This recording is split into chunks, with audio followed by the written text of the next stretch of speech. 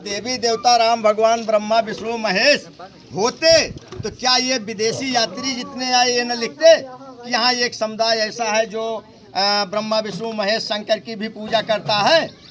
अब यहाँ मैं सवाल क्या खड़ा करता हूँ, मैं सवाल ये खड़ा करता हूँ कि मैं थोड़ी देर के लिए मान लेता हूँ कि भारत में जितने राजा महाराजा हुए सब देवी देवता के विरोधी, और जितने विदेशी यात्री आए वो सभी देवी देवता के विरोधी।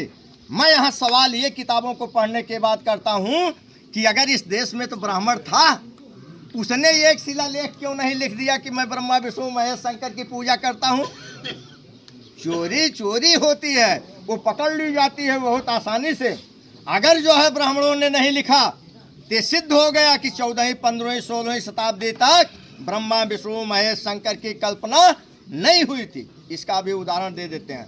मैं इसीलिए ये सवाल खड़ा करता हूँ कि मान लो भारत में जितने राजा हुए सभी देवी देवता के विरोधी, जितने विदेशी यात्री आए वो भी देवी देवता के विरोधी, लेकिन यहाँ ब्राह्मण तो था इस देश में, उसने क्यों नहीं लिख दिया एक शिलालेख कि हम ब्रह्मा विष्णु महेश शंकर की पूजा करते हैं। एक मोहर तक नहीं मिली। सिंगाटिक सभ्यता की जो है इंडस वैली सिविलाइजेशन 8000 वर्ष पुरानी है, वहाँ इतनी बड़ी बड़ी मिट्टी के मोहरें मिली है, उस पर भी लिपि उकेरी गई लेकिन पढ़ी नहीं जा सकी अभी तक। तो ये सवाल मैं खड़ा करता हूँ जिससे आप लोगों के दिमाग में कोई गलत फहमी ना रहे। अब ये किताबें कब की लिखी गई है इसके बारे में थोड़ा बता देते हैं। आप देख लीजिए, वाल्मीकि रामायण सब लोग कहते हैं बहुत पुरानी है। तुलसीकृत रामायण कहते हैं अकबर के समय में लिखी गई। अब इसका सबसे ज्वलंत उदाहरण मैं आपको दे रहा हूं कि 1970 में लंका जिसे आप लोग कहते हो उसका सीलोन नाम था। हम लोग छोटे छोटे थे तो बाजा में आता था कि मैं आकाशवाणी सीलोन से बोल रहा हूं, और 1970 में सीलोन का नाम बदलकर लंका किया गया। 1972 में उसके नाम के आगे श्री शब्द जोड़ा, सम्मानित शब्द जोड़ के श्रीलंका किया गया। और वाल्मीकि रामायण तुलसीकृत रामायण में लंका 50 जगह आया। इससे सिद्ध हो गया कि तुलसीदास ने जो लिखा ये तुलसीदास की लिखी हुई किताब नहीं है और ना अकबर के पीरियड की लिखी हुई किताब है। ये आज से 100-150 वर्ष पहले की लिखी हुई किताब है। दूसरा सबूत मैं देता हूँ, तुलसीकृत रामायण में क्या है जय वर्णाधम तेल कुम्हारा कोल किरात स्वपच कलवारा, जातियों का उसके अर्थ पे मैं नहीं जाना चाहता हूँ। बताइए। ये इसका अर्थ ये होता है कि ये जातियां अधम उसमें लिखा गया, ये जन्म से ही अपराधी होती हैं, इनको छूना नहीं चाहिए। कौन है? जे वर्णाधम, वर्णों में अधम जो है, जे वर्णाधम वर्णों में माने जातियों में अधम, और जो है नीच ये का आप कहा था जय वर्णाधम तेल कुम्हारा कोल किरात स्वपच कलवारा। आज ये जातियां ज्यादा देवी देवता राम भगवान की पूजा करती है। अरे यार कौन जाती है? तो उसमें तो है, उसमें जातियां आई तो आप स्पष्ट बोलो, समझे? गांव की जनता उसको नहीं जानती। तुम बोलो किरात।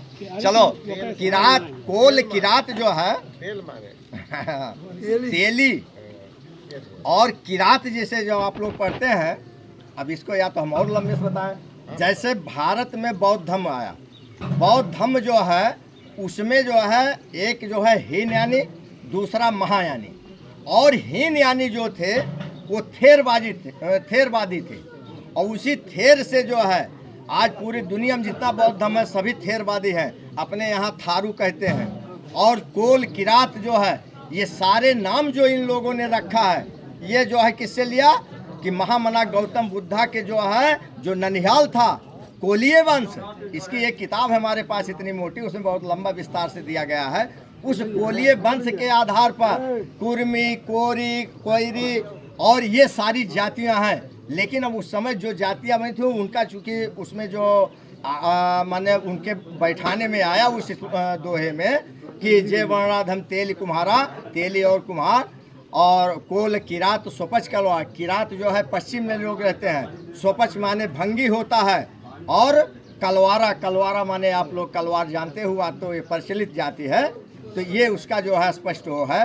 भाई ने कहा तो हमने कहा थोड़ा डिटेल कर दें। और उसके बाद क्या हुआ कि अब यहाँ मैं इस पर नहीं जाता हूँ कि तुलसीकृत रामायण में जातियों का उल्लेख है, और इससे ये सिद्ध हो गया कि इतिहासकारों ने जो है बढ़िया उदाहरण दिया।